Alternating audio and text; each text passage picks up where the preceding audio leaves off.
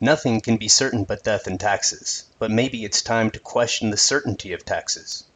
Is all taxation fundamentally flawed, or is there a fair way to tax Americans? If there is a best way, what is it? On June 28th, the Libertarian Party of Texas and McLennan County Libertarian Party hosted this debate and are now making this video available for you to freely share and to encourage an active dialogue and inner dialectic. Taxation. Can we reconcile moral principle with pragmatic tax reform? Arguing for tax reform is Stephen Bradley, Ph.D., Assistant Professor of Management and Entrepreneurship at Baylor, Texas.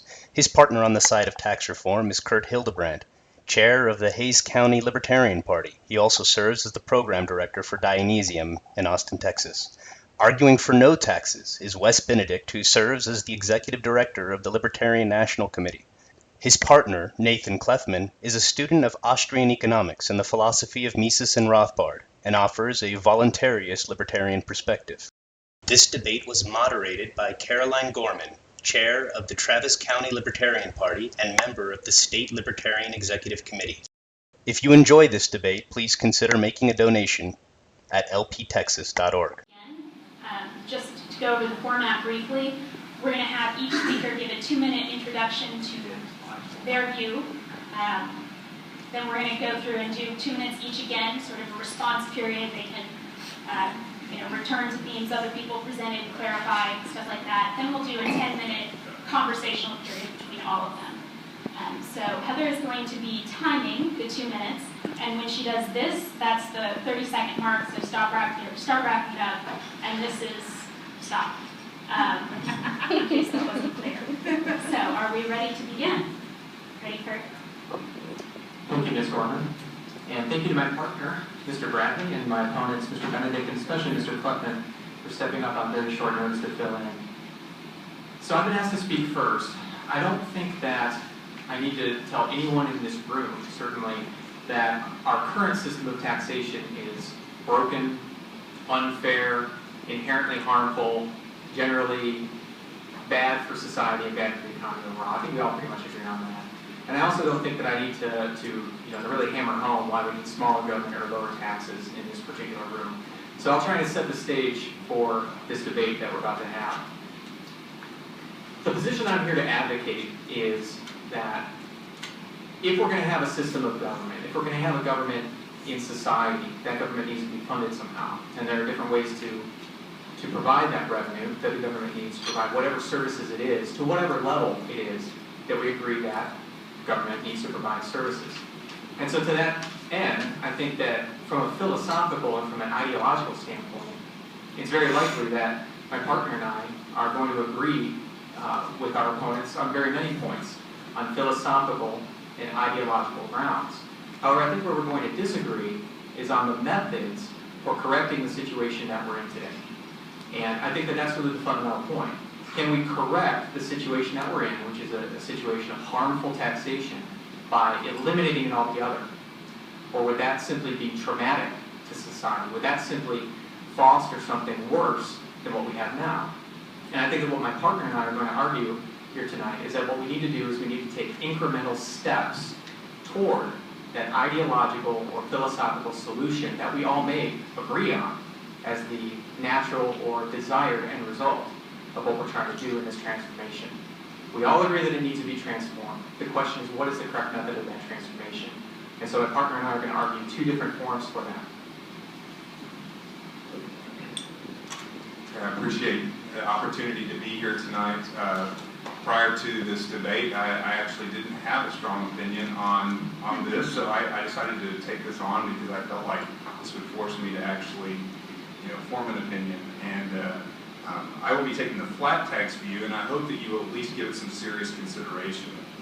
I believe the flat tax view is worth supporting for at least 3 reasons. I think there's moral compatibility, it's simple, and the benefits it produces are strong. Again, I've heard while I'm in agreement here with most of you for a limited role of government, I'll argue that there are basic constitutional functions of the government that require revenue for the basic protections of our life, liberty, and property. So speaking as an outsider, I'm not a member of the Libertarian Party, though I'm quite sympathetic and use a lot of the materials in my class. I think it's also important if the Libertarian Party is to have an increasing voice in society, and I think this is a great time in history for them to do that. They need to make this not a theoretical exercise of what we would like to see in an ideal world, but what might be feasible in the near future to solve our country's growing problems.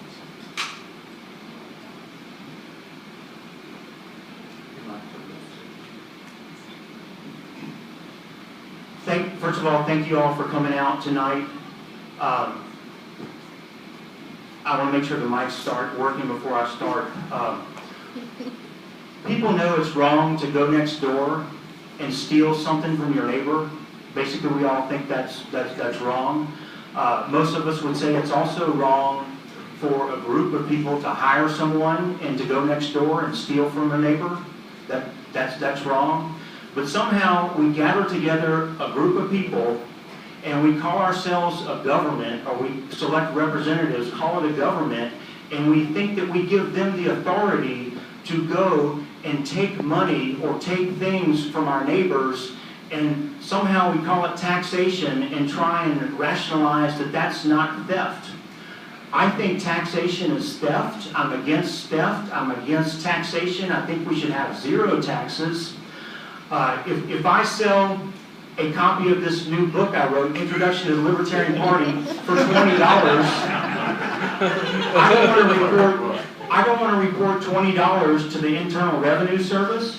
I don't want to have to report $20 to the Fair Tax Revenue Service. I want to put the $20 in my pocket, maybe buy a couple beers later. I don't want the government taking a part of it.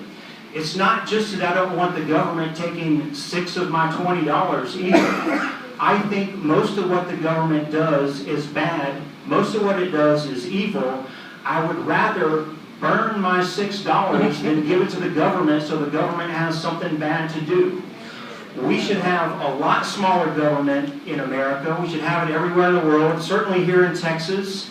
And we're not going to get to that point by making it easier or fairer for the government to take our money. We're making it easier for the police to give us tickets at red light traffic cameras. We drive through, they take it out of our account. It's very efficient. I don't want a more efficient income tax. I don't want a more efficient sales tax. I want the government revenue cut by 90% or more. I want the government to do less. And there's so many things we voluntarily contribute to. We could fund government without taxes. Thank you. Hello, thank you everyone for coming. So I'm definitely not John Bush, but I'll do my best to fill the big shoes that I have to fill. So during the course of this debate, hopefully we can kind of touch on a few topics of the no tax argument, one being the moral argument, the economic argument, and also the practical argument of trying to actually achieve a society with low taxes and make that sustainable. First, the moral argument that Wes was just hinting on is that we can wave a magic wand and say that theft becomes something different when we call it taxation. But I don't believe in magic. I believe that just like a rose by any other name would smell as sweet, theft by any other name would be just as evil. And when we look at the nature of taxation, we see that someone is coming in and telling us that they're going to forcibly take our property based on any kind of number of arbitrary criteria, whether how much money you make or the property you own or the activities you're engaged in. And then when they say that you owe this money, then you have to give it. And if you don't submit to that, you're going to be kidnapped, thrown in a cell, in a cage, more or less. And if you resist those kidnappers, like you could morally resist a criminal who tried to kidnap you when they're wearing the costumes of the state, ultimately that becomes a high crime and misdemeanor where they're going to kill you and murder you. So it's not just about theft. It's ultimately about kidnapping. It's about murder. It's about serious topics like this. And so once we define that, yes, taxation is theft, then I feel like my side of the argument becomes pretty simple. It becomes, how much theft do we want in society? Do we want a little bit of theft or no theft? A little bit of murder or no murder? A little bit of kidnapping or none? And so from a theological standpoint, thou shalt not kill, it doesn't say unless by majority rule, right? Or majority vote rather. So to me, the moral argument comes first for me, that it's immoral, and we can have all kinds of changing the names of what it is to try to disguise what's really happening. And we can try to make ends justify the means arguments and talk about who would build the roads, who would provide goods and services. But when we look at the nature of the market and how we provide everything from medical care and and cell phones and Beanie Babies and everything else that's out there in the market that you can get, I believe government isn't necessary. We don't need force and conscription and murder and threat of violence to achieve what we need in society. All right, thank you. So I think we've had sort of the opening shots fired. Now we have a chance to go back through and cover anything that you feel was missed earlier on. Another 2 minutes for each participant. Well, I can see that this is going to be a tough crowd for anyone that's here to defend taxes. Thankfully, I'm not here to defend taxes. In fact, I don't think anyone on my side of the table here is defending the idea of taxes or even arguing that it's not them. But I am here to defend reality. And the reality of the situation is that, Mr. Kluckman can dismiss the idea of funding roads and bridges and things like that, but in fact, roads and bridges need to be built. And I haven't heard any solutions coming from the left side of the table as yet. I'd be curious to hear what those solutions actually sound like. If cutting the government or the size of the government by 90% is the goal, which I don't dispute, maybe it is. Maybe that's what we agree is the right size for government. Do we do that overnight? The government wasn't built to the size it is today overnight. It was built over a course of 225 years, one, let's call it brick at a time. And we're not going to dismantle it overnight either. We need to take it apart one brick at a time. And the way that we do that is through incremental tax reform. We make things better, fairer. We close down the types of exploits and frauds and things that we have that riddle our tax system today. We take steps toward volunteerism. We don't attempt to impose volunteerism or pull the rug out from under the society that we have in one fell swoop. And I think that that's what our side is arguing tonight, that the correct approach to get to the ideals which are a type of perfection, I think, that my opponents are arguing for, is to get there one step at a time, not in one giant leap. Perfection isn't something that you just achieve. Perfection is something that you approach. And I think that we have a lot of different opportunities, but two plans in particular that I think satisfy that goal of making things measurably, extremely better in a real, practical, feasible way, and not just debating terms and definitions of theft versus volunteerism. Just taking 2 minutes. Yes, please. Yeah, I agree with Kurt in that. I would add that in my class I had my students read Bastiat's The Law, where it talks about legalized plunder, so I'm very familiar with that and enjoy sharing that with my students. But I'm going to try to at least make what I hope probably the most challenging position is that there is at least some moral reason for us to be willing to accept some level of taxes. And I'm going to be arguing that from a Lockean viewpoint and just at least try to give some framework for that. But I agree with Kurt that I think the ideal world would be one where we would all have very, very limited government. Everyone would take personal responsibility for themselves, and we would all act cooperatively in a fun and friendly way. But that's unfortunately that's not where we live, and so I'll be taking that approach. I think it would be better if government was smaller. Certainly if taxes were lower. I'd rather have no taxes at all.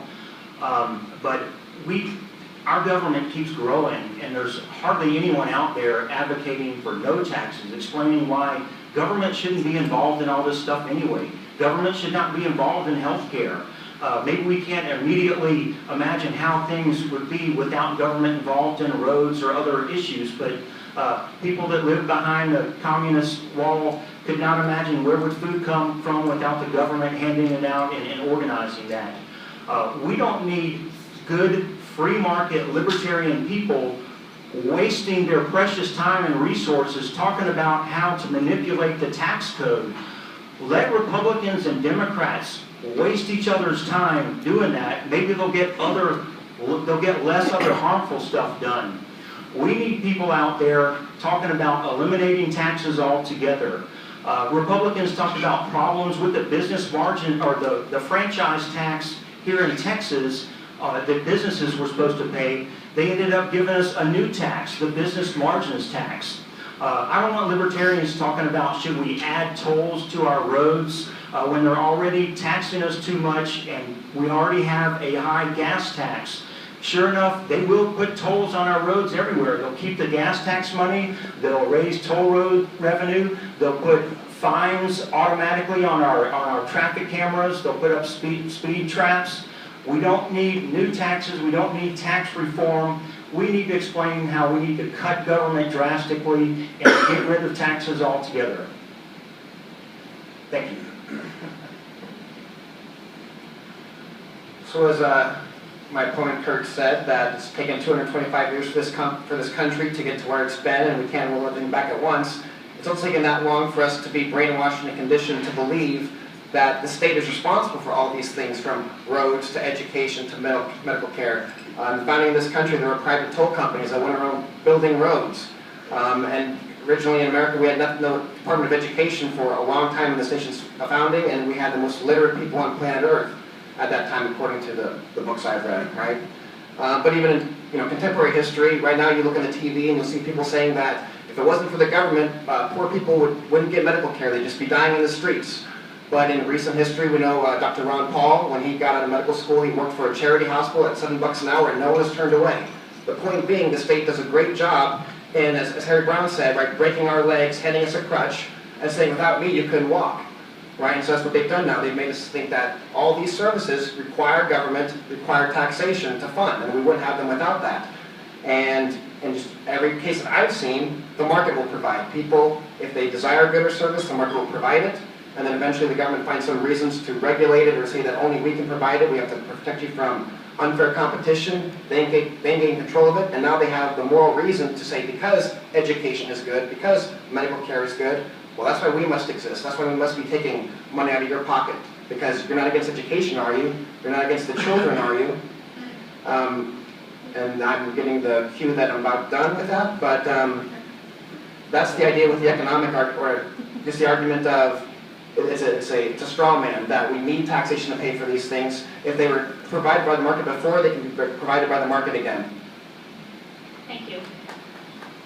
So this has been very interesting. I think I'm hearing two things come out of this. And the first is the suggestion that as a rhetorical strategy, one of these positions is better for convincing people. And that's an interesting topic, but I think we might need to come back to that in the question and answer session later. First, I'd like to kick off the 10-minute conversational period by asking Dr. Bradley a question. And just so you know, the way this will work is Heather will give you a warning at the 3 and the 2 and the 1 minute mark.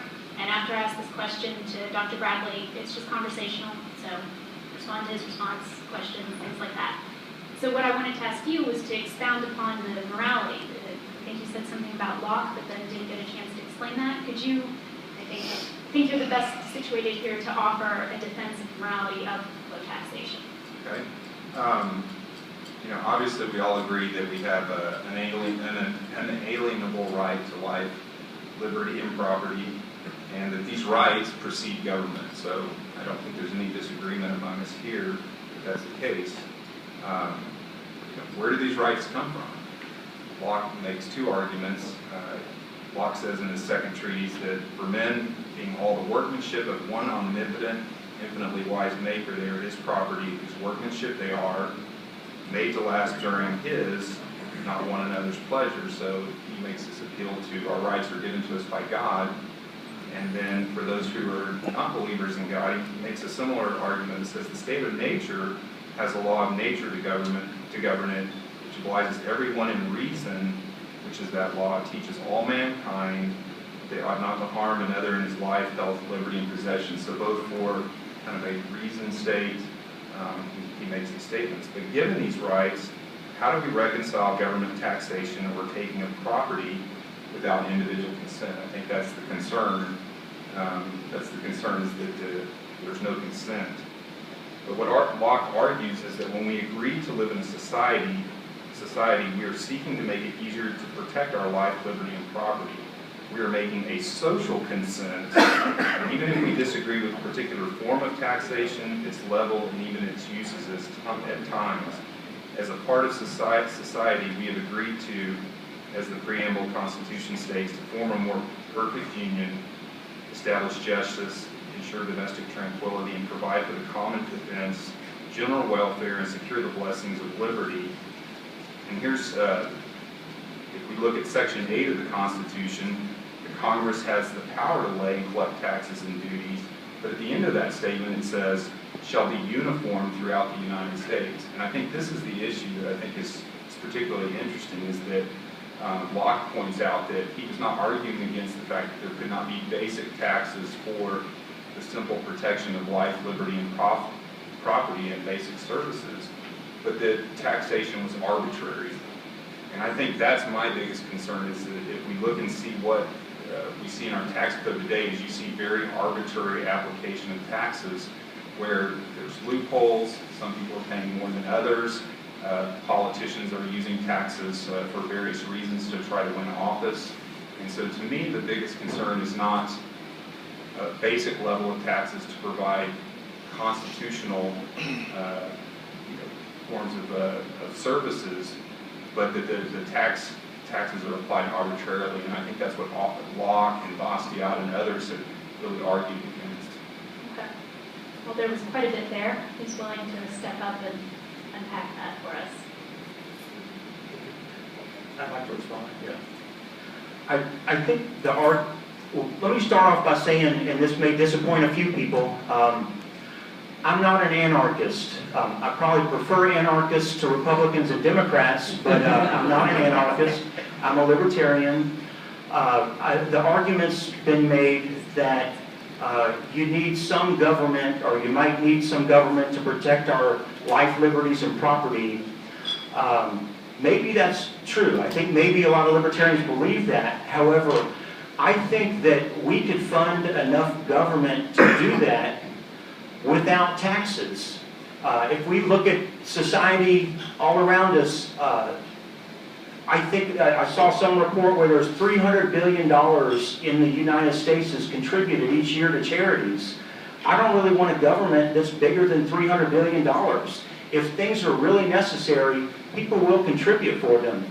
But most of what government does, we don't need it to do. It should be 95% smaller. Healthcare, it would cost less if the government didn't drive up the cost, and most of us would just pay for it directly, just like car insurance. We wouldn't go through the government for that. Retired folks would be spending their own money rather than going through the Medicare system. We'd save for our own retirement rather than processing it through the government Social Security system. We should have a drastically smaller government. We have all kinds of volunteer charity right now beyond what's just reported to the IRS and contributions. Some of us work and our spouses stay home. In a way, that's kind of a charity thing if you want to think of it that way. Sometimes our friends lose their jobs and they sleep on our couches for free. We let them do that for several weeks until they get up off the couch and go find a new job. There's all kinds of things that society would do to provide for people who really need it, but also there is so much that government would not have to do at all if we got it out of our heads that we needed government involved in those things in the first place. So let's get rid of taxes. That doesn't mean we have to have anarchy, although like I said, I'm not going to say a lot of bad things about anarchy, but we can still have government that's probably still too big and still has too many rules, even if they didn't have our money helping pay for it. I'd like to jump in at this point, if I may. I feel like we're dangerously close to drifting off topic here, because we're talking a lot about the role of government, and we're not talking a lot about the role of taxes or the merits of taxes. And I want to question my opponents directly, and it sounds like Mr. Kleffman has something he wants to say as well. But I'm here to talk about solutions to problems, really. That's what I was hoping we were going to be talking about tonight. We know we have a problem with taxes, and we also, I think, all agree in this room that we have a problem with government. But insofar as we're talking about taxes specifically, the only thing I'm hearing from my opponents right now as far as solutions are concerned is that markets will take care of it, or that charities will take care of it. And I'm trying to understand if that's the solution, or that government shouldn't be doing it. But none of these things is really talking about taxes directly. And so what I'm trying to understand is, in a context of the society that we have today, Can we get away without having taxes? And how would we do that? What's your solution? So as you kind of mentioned earlier, Wes, of this hypothetical scenario before the fall of the Soviet Union, you have two guys sitting around and talking about, well, if the government didn't provide shoes, how in the world would we get shoes, right? They've lived in this world where they've gotten shoes this way for so long, and they say, well, if the government didn't provide them, how many factories would there be? What kind of shoes would they make? What size would they be? How would we get them? There'd be competition and there'd be wastefulness there. And it's because they haven't seen it for so long that they just forget about how shoes are created everywhere else and how similar goods and services are provided everywhere else. And so in terms of the practical aspect of it, yes, it's rolling things back, taking things that right now are done compulsory under the force of threat of violence, repealing those laws, making taxation voluntary, taking the goods and services even the government provides, and if it's voluntary, then to me it ceases to be government. It becomes just a corporation offering a good and service just like anything else. But I'd also challenge back the practicality argument and ask, now I'm not being asked how to take the monster that we have and turn it into no taxes. I would question how would we get to low taxes, because if we look at the one example where you had the American Revolution, where about half of the people there were really committed to these anarchistic, libertarian ideals, and they came as close as we've ever had to low taxes, starting with the Articles of Confederation, where the national government could only request taxes from the states, could not demand them. Then we got bamboozled with the Constitution, and they said, no, don't worry. The taxes only if it's direct and apportioned or indirect and unapportioned. Only then can we tax you. And now we have the current situation where everything I earn is taxed. I have to pay tax on the property I own. The taxes on whether I want to give it away, whether I make gains on it. When I die, they tax me. Everything I do, every activity I'm engaged in is taxed. So as Lysander Spooner said, the Constitution, either it specifically endorsed the form of government we have today, or is powerless to stop it, and either way it's a document unworthy of our admiration. So again, we started with low taxes, and now we're here. So how are we going to get to low taxes, and how are we going to keep them low?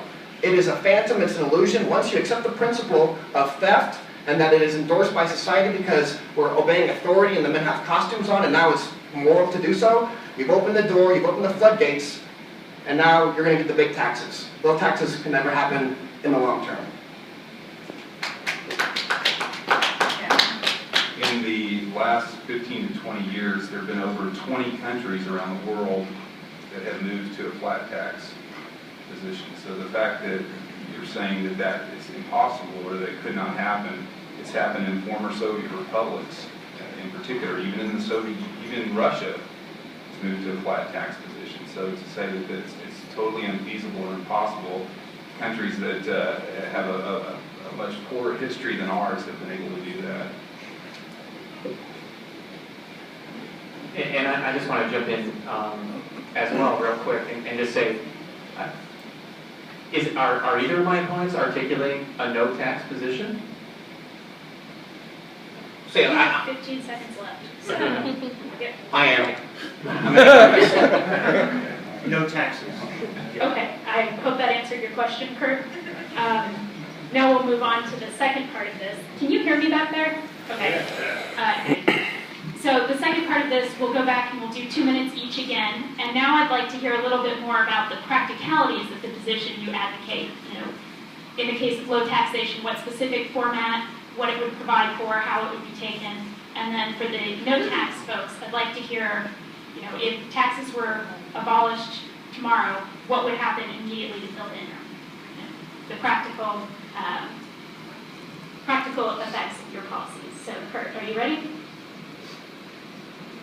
I'm here to advocate for the fair tax, which is an extremely challenging thing to do in 2 minutes because I don't think many people understand what the fair tax is. But I will try to consolidate it as much as I can.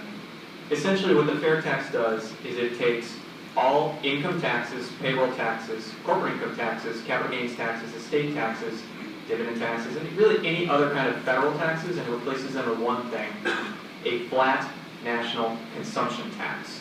This is good for a very, very large host of reasons, but to consolidate, I'll try to articulate the main points. Number one, it's pseudo-voluntary. It's not voluntary, it's still taxation as theft. In other words, you don't get to not pay the tax except by not participating in a sales transaction, consuming a good or a service. But you get to choose whether or not you want a consumer good or service, and therefore, to some degree, you get to choose how much taxes you want to pay.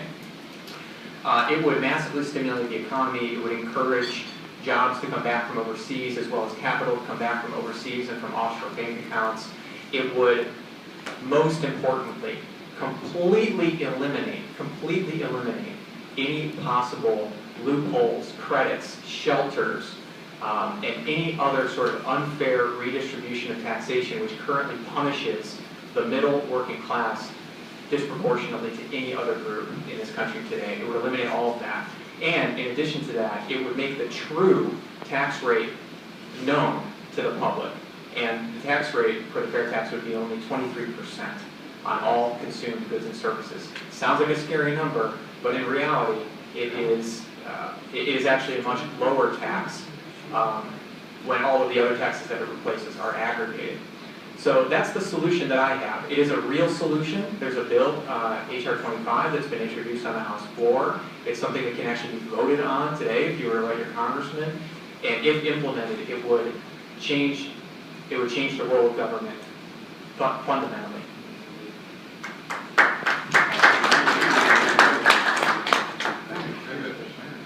The flat tax, in many ways, is very similar to the fair tax.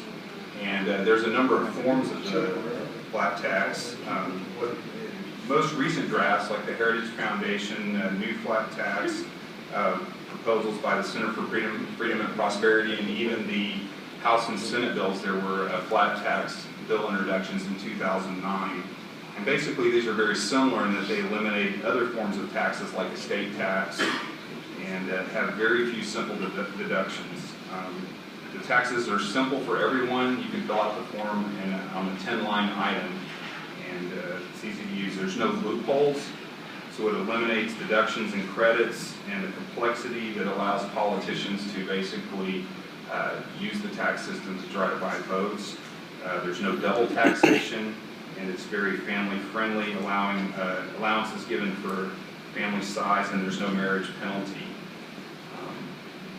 Those are the benefits. I can go into more details later on there if people have questions.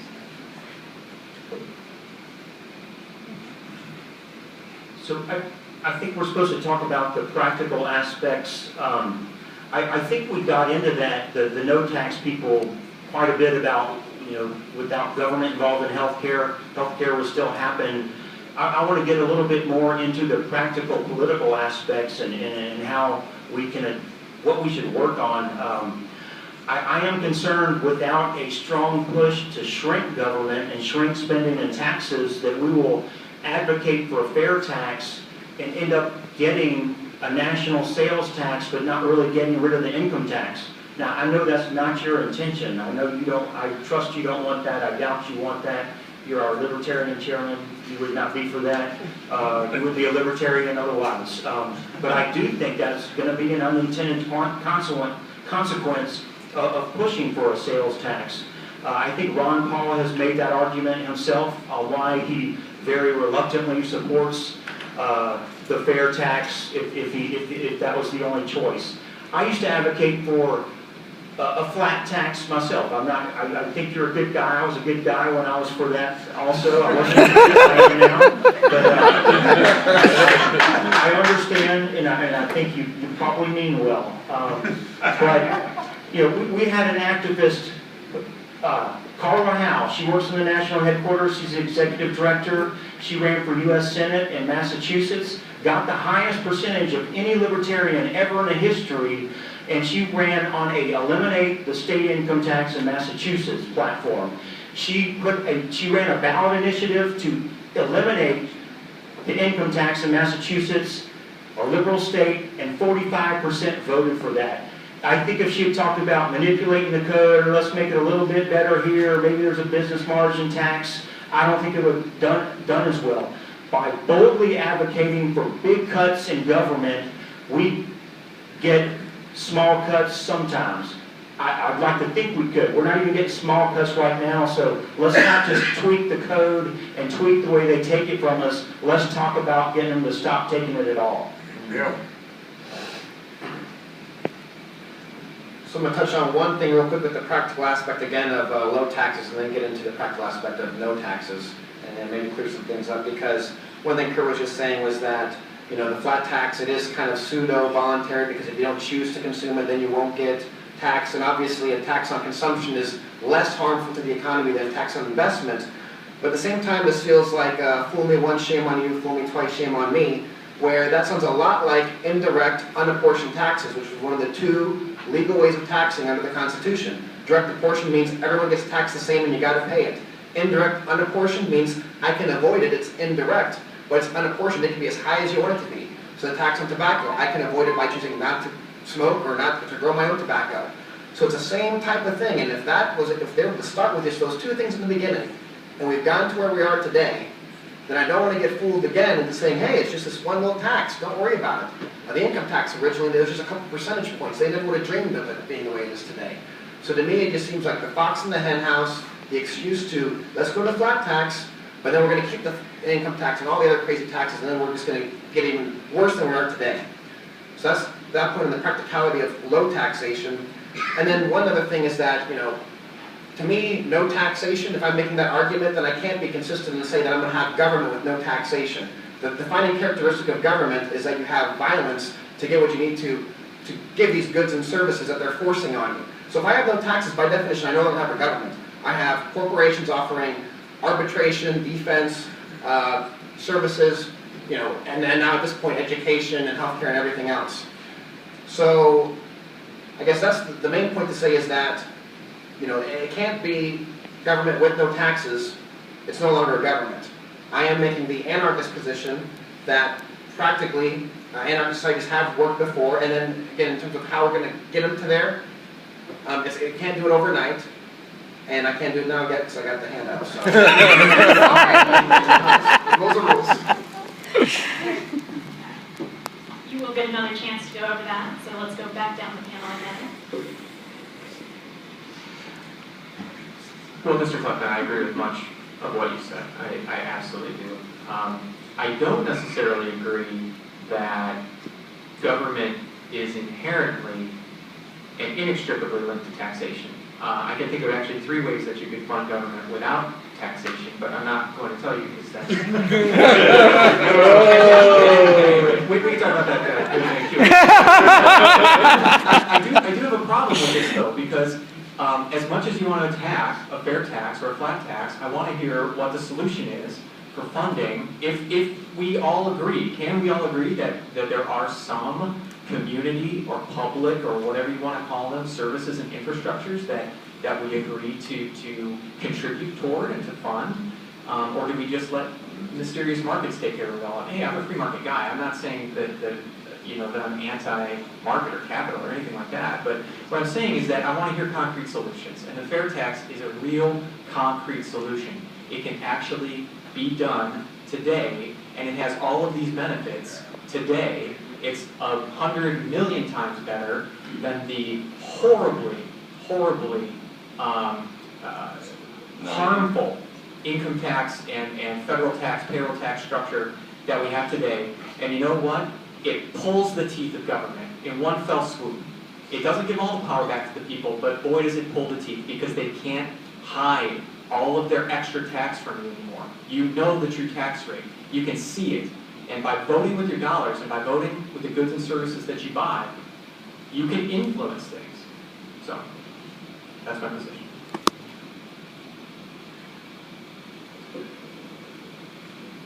So, I guess I would ask, would we all like to live in a world where everybody was personally responsible and respected others' freedoms? Yes, we all would, but we don't live in that world. And so the basic constitutionally established government roles of defense of the country, I agree with you in many aspects that the government has far overstepped the basic functions of government from the establishment, from the founding. But it's very unclear to me to understand how a country would work with no taxes, particularly related to national defense,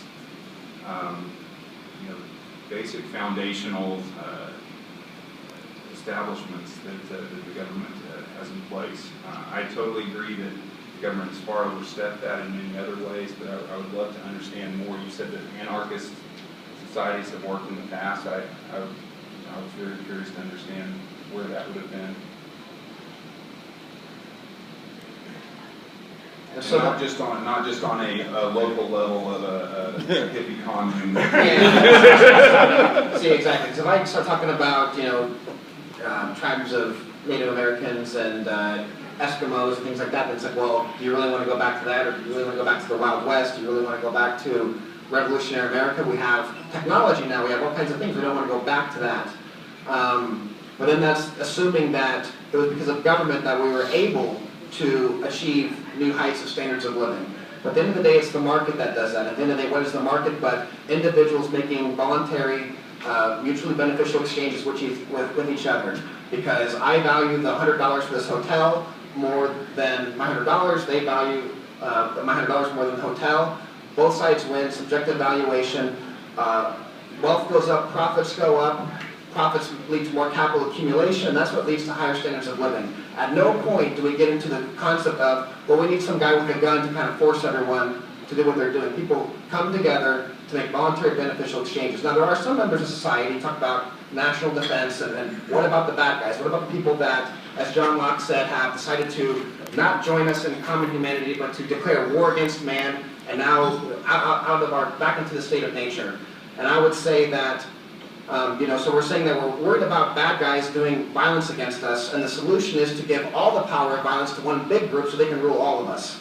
And that just doesn't sound like a very feasible thing to me, and it seems like all the violence and wars and everything else that we have going on, and just, again, it's not just about theft at the end of the day, it's about what happens when you refuse to go along with that theft, the kidnapping and the murder that goes along with it. Some serious stuff. Which we will come back to, I'm sure. But I think we skipped Wes's 2-minute opportunity. When it comes to national defense and other things, I think I would like to cut 90% of the funding that they get right now. Our government does way too much. We're invading other countries. I think we spend as much as the rest of the world combined, or maybe we spend a lot more than the rest of the world combined on military. The United States does. We need to stop spending so much. If we didn't spend so much and get involved in other countries, they would not be inspired to be terrorists to want to attack us. So we need to get a lot closer to no taxes, no revenue, and nothing to spend to cause trouble. Lots of people here like to buy guns for fun. People buy them for defense for whatever reason. We can defend ourselves here without a big government there to do it. I have to disagree with my anarchist neighbor here. He says government could not exist without taxes. I don't think that's the case. I think, if you just 30% of charitable contributions go to churches, and just look around here or look around in your own town. How many churches are there? There's lots of churches. Imagine a government as big as all the churches in your town. I don't really want a government bigger than that. And that's all voluntary contributions. There's nothing, you don't need taxes to ban something. You might need something for some enforcement, but again, I don't want government getting involved in all those things. I want them to stop being involved. But you can still fund courts and many other things through voluntary donations or through service payments. But just don't get the government involved at all. Don't have it exist in most cases.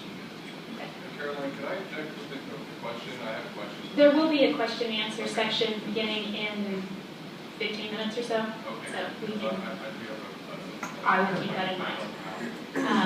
All right, so now we are going to do another 10-minute back and forth. It sounds like a lot of the objections to the flat and fair tax is that it doesn't really it doesn't either direct what the government has to spend on or the size of the government. Would you all respond to that?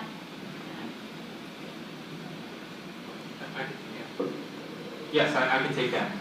In fact, that's a selling point of the fair tax.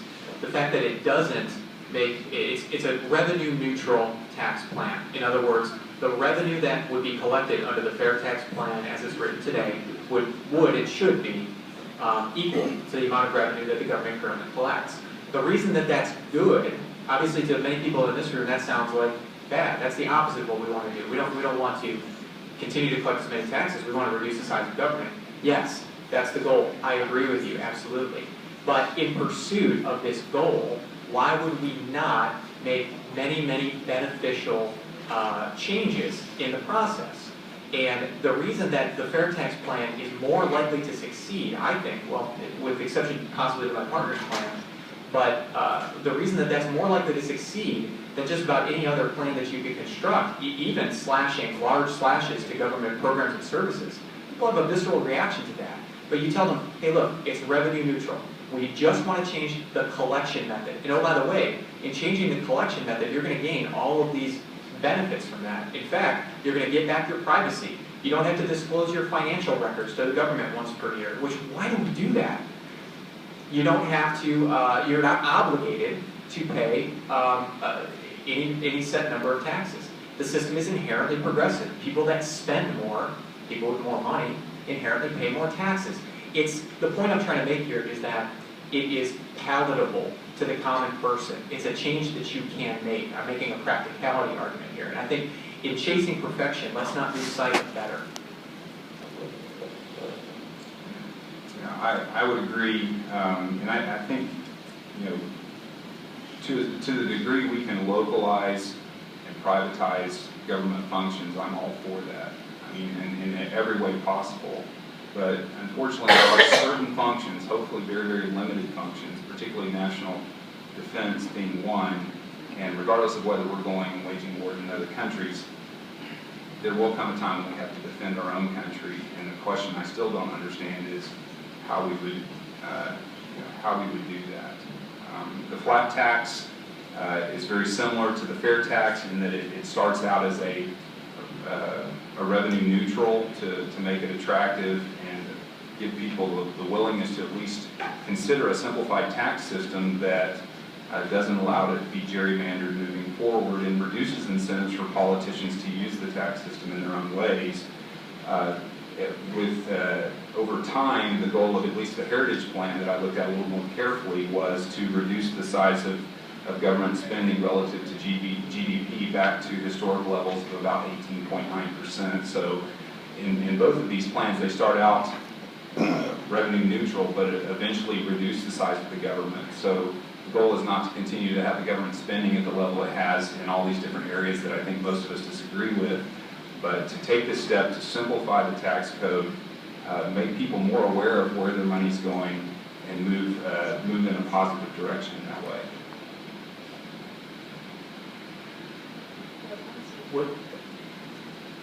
Even if some of you accept that we're going to have taxes or the government's going to have taxes, I still would be against the flat tax and the fair tax.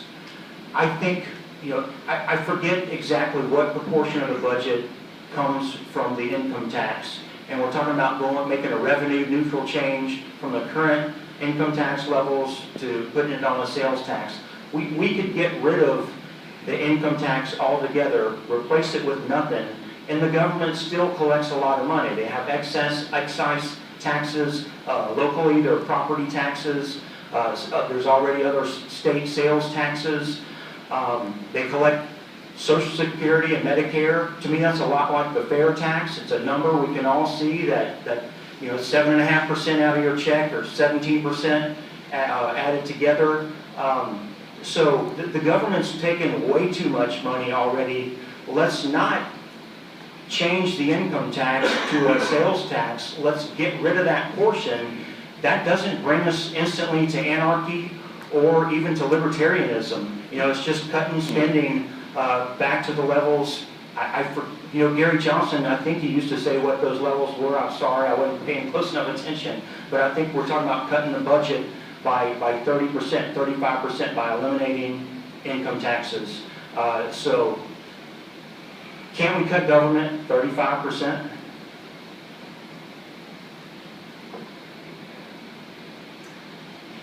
And so we could cut government or theft 35%. I'd like to see theft go to 0. Again, we have these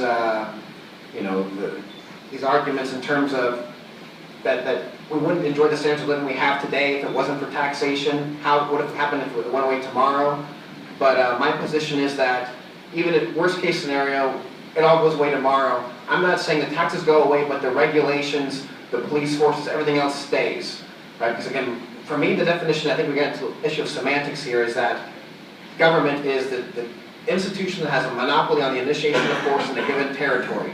Without that, they cease to be a government, and they're just a corporation offering any other good or service, just like any other corporation. If they don't have the power to compel me and threaten me to steal my money and lock me in a cage and kill me, then they cease to be a government. That's what separates government from everybody else. The people that do business voluntarily, and the people that are psychopaths that put a gun to your head and say your money or your life.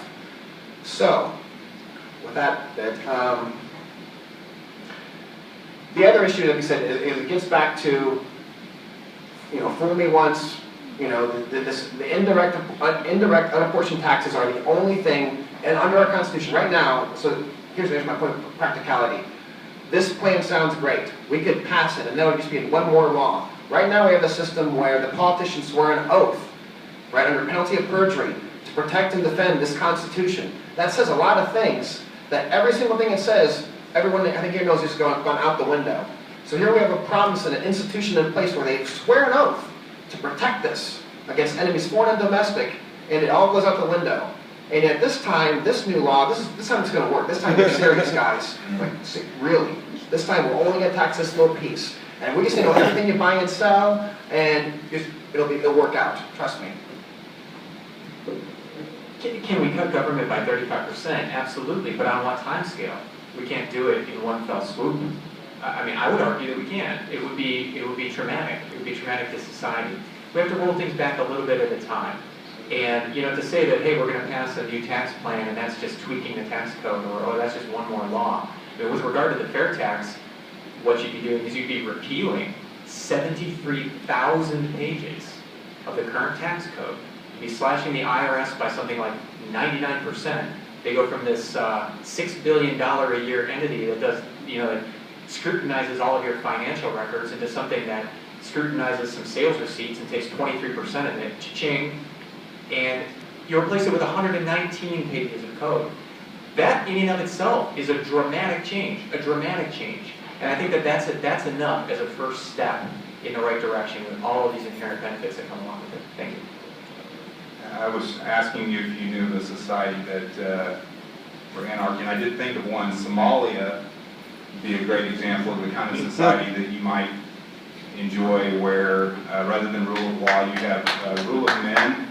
So everyone is protecting themselves, and there's a reason, I think, that people in their natural state tended to form societies. I mean, I ask myself, why did the states even come together to form a larger country? Because I think it'd be nice if Texas seceded from the United States. I thought about that as well. And then I think, oh crud, we have to come up with our own national defense. You start to think about why states join together. There's economies of scale on particular things related to defense and other things. So, judicial systems, there are basic things that we all benefit from. It's the cost of doing business. Do we like it? No. In the businesses I've run, I didn't like the cost of doing business, but it's a part of the social consent that I've made to participate in this. And to the degree that we can make it fair, that it's not arbitrary, then that's a positive thing. 30 seconds. So there's two ways we can get by in this world. One is the economic means, meaning that I have to offer you a good or service voluntarily that you can choose to accept or not accept. Or there's the political means where I can use force and violence to take something from you. And to answer the question of why do states form, why do they get together? Because naturally, to work means you have to exercise, you have to do work. And it's easier to relax and kick back than to do work. And it's also easier to use fear and intimidation, and if you're blessed with the bigger muscles back in the day when they started forming states to dominate your enemies, it's easier to take their money than to earn it yourself. So why do states form? Why are we in this situation? There were anarchic societies. The Art of Not Being Governed is a great book about Southeast Asian, the people that lived up high in the mountains that get away from all the states trying to rule them. But at the end of the day, the bigger the government's got, they're able to take out everyone that was trying to live peacefully, and now we're right where today we can't imagine living without a state. 10 seconds. Oh. So I'm going to give everyone a chance to do a 1-minute conclusion, so it's very brief. State what you feel is your best point, or if there was an area you'd like to highlight that maybe we didn't get to, mention that. Maybe someone will pick that up in the Q&A. So Kurt, do you want to go first? Do it again. Thank you. I've said a lot of the main points and articulated a lot of the benefits of the fair tax. And if I've got 1 minute to close, I just want to bring it home with one additional benefit. Everybody in Texas is pretty sensitive to the issue of immigration.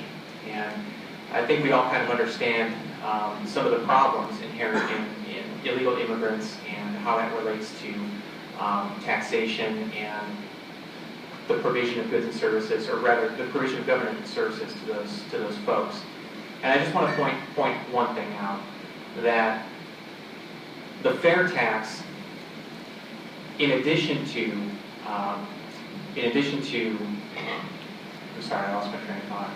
Essentially, the fair tax would encourage legal immigration, but would discourage illegal immigration, because all the illegal immigrants have to purchase goods and services at some point, and at that point they would pay taxes, whereas they would not receive the government-provided rebate, which is also provided by the fair tax. Thank you. I would just close with saying that the flat tax to me is something that's simple and that it's straightforward. Ideally, we would all like to reduce the size of government, and I think one of the main ways that the flat tax could move us in that direction is that it provides a much fairer system that taxes people evenly. It addresses the moral questions that Locke had about arbitrary taxation, where people are taxed unevenly. And so I think that in terms of a practical step in the right direction, if we look at what the progressives have done, the progressives have taken progressive steps to move the country in a direction I think most of us don't agree with. And I think in many ways we're going to have to take some steps, maybe small steps back in a direction that begins to again provide us with the type of society we want to live in.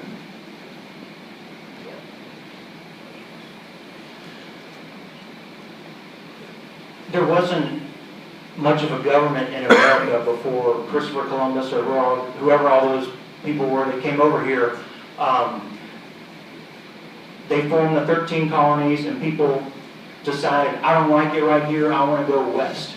They decided they wanted to go from where these cities were, these towns, these governments, west, where there was less government. The Wild West, where it was a lot more like anarchy, I hear. And you look up statistics, people make it sound like everyone was murdered, there's all kinds of crime. I didn't realize that, but I've read recently where that's not the case. Things were safe, even in those places where it was a lot more like anarchy. Now, I'm not advocating for anarchy, I'm advocating for much smaller government. It seems like the smaller it is, it's always better. I'm not for a fair tax for certain. I don't think libertarians should advocate that. I have heard the argument that somehow that will make illegal immigrants pay more taxes. Well, I don't want illegal immigrants or anyone else to pay more taxes, and they already pay. Their employers pay their Social Security and Medicare taxes, and they don't get it back. I think under a fair tax, illegals might pay even less taxes. So I'm against the fair tax. Thank you. So let's say we get the fair tax, and it's everything we've been led to believe, that we get rid of all the regulations, and we just have this nice 110 pages that everyone can understand, and it's all great. Let's say it lasts for 11 years. Like the 11 years we had between the Declaration of Independence and when we got the Constitution shoved down our throats, and we've been living with that ever since. Right? So that's the idea, is that we have now endorsed the principle that it's okay that when you have Jones and you have Smith, and one selling a widget to the other, and now a third party, Mr. Uncle Sam, has the moral right to come in and put his hand in their pockets and take out his fair share. I believe he has no moral right, that the moment that we give him that right and give him that endorsement and say that, yes, you are our sovereign and you're our protector, and we may not want everything that you're doing for us, all these goods and services you're providing with us. Well, that's just the way it is. Death and taxes is all we can do. We've acknowledged the principle, and now there's no logical end to it. We can say right now that, yes, it's going to stop right here and it'll never be that far, but our forefathers were bamboozled by that same lie, and now we are where we are today. I'd like a permanent end to this, not just a cycle where we keep going back and forth of, oh, it's going to work this time, and then it just goes right back to where we are, the kind of situation we have today.